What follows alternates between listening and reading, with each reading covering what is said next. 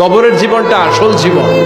বিশ্বনবী দোয়া করতেন, আল্লাহুম্মা ইন্না নাউযু বিকা মিন আযাবিল কবর। আল্লাহ, আমি আপনার কাছে কবরের আযাব থেকে পানাহ চাই, কবরের আযাব থেকে বাঁচতে চাই। এই কবরের মধ্যে অনেক ফিতনা হবে, অনেক সুয়াল হবে।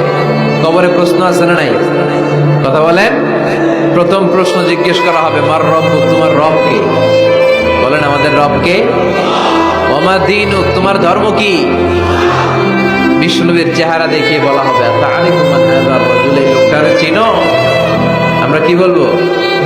আমরা চিনি, উনি আমাদের প্রিয় রাসূল মুহাম্মদুর রাসূলুল্লাহ সাল্লাল্লাহু আলাইহি ওয়াসাল্লাম।